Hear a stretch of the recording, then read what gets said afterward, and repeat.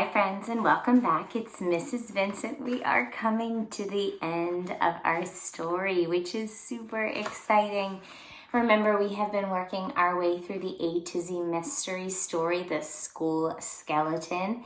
And I left you off with a pretty big cliffhanger the last time, and I asked you to make some predictions on what do we think that clue meant. Remember, we found that crumpled up piece of paper with the skeleton drawn on it, a number 2 on its forehead, and that metal key clinked its way down to the ground. Some of you made some really great predictions.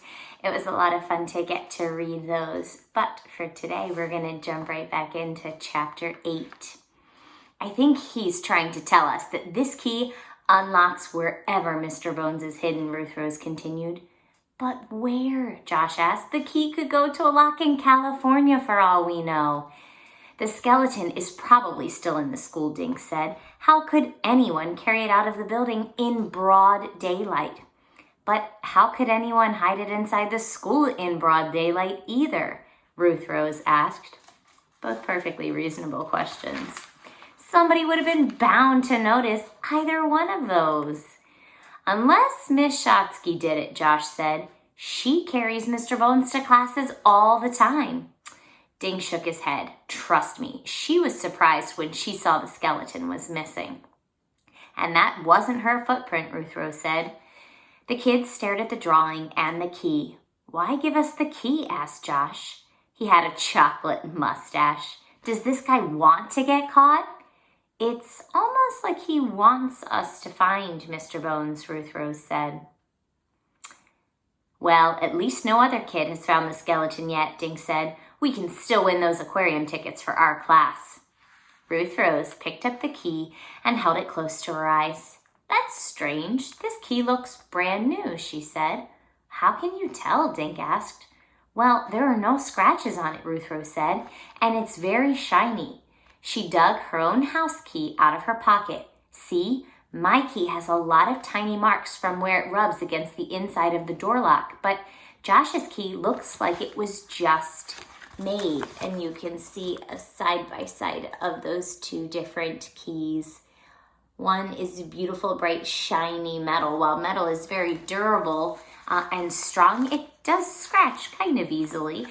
So she can see scratches on it. It's a little bit more dull in color, not that bright, shiny. We're learning about opposites. So dull and shiny are opposites. So this new one that they found looks like a new key. So how do we find out what it opens? Josh asked, slurping the last of his hot chocolate. We could ask Mr. Neater, Dink suggested. He has keys to everything in the building. Remember, that's the school janitor. Wait, could he have put the key in Josh's locker? Ruth Rose asked.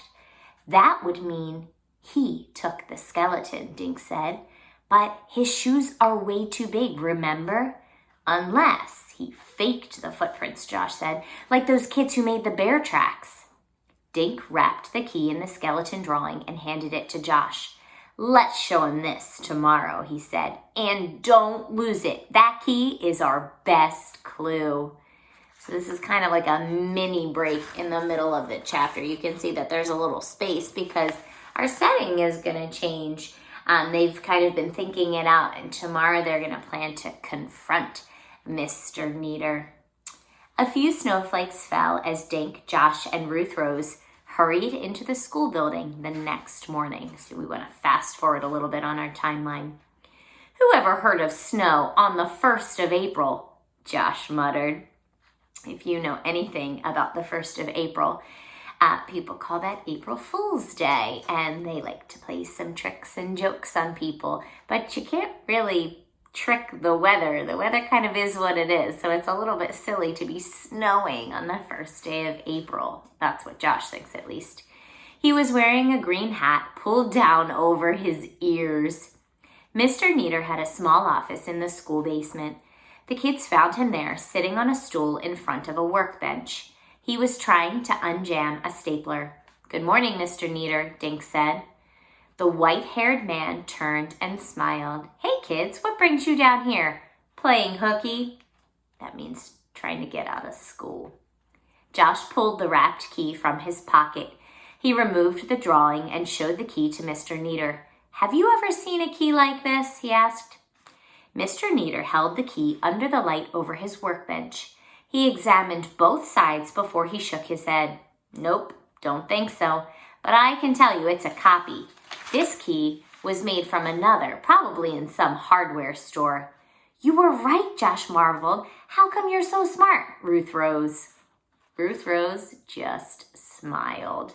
So again, it is brand new, probably made in a hardware store and copied from another. So an original is out there somewhere. This is a copy of that original. Mr. Neater unclipped the key ring from his belt and plunked it down on the workbench. He fanned the keys and compared a few with the one Josh had given him. See, an original key has the name of the company that makes it. Like this one is a Yale key. I don't have any keys up here, but kind of, I don't want to show you that one yet. So up at the tippy top there is where the original would have the name of the company. But this is a copy, so it does not have that original company printed at the top of it. And then I'll show you the picture in just a second. He tapped Josh's key, but yours has no name on it.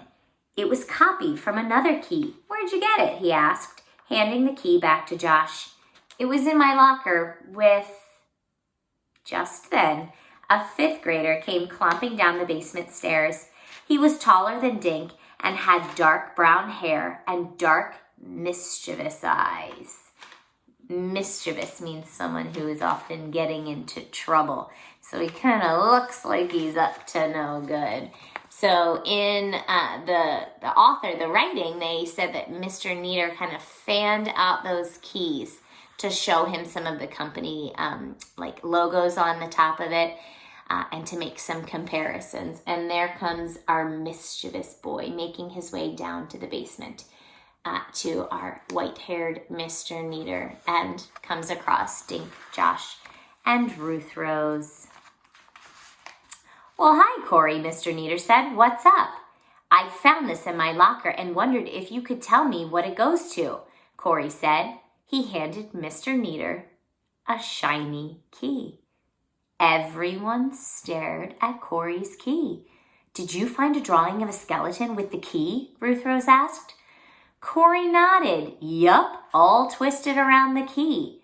"And was there a footprint outside of your locker?" Dink asked. "In powder?" Corey looked suspiciously at Dink. "Yeah, how did you know?" "Because there was one near my locker too," Josh said, "and I found a key in my locker with this wrapped around it."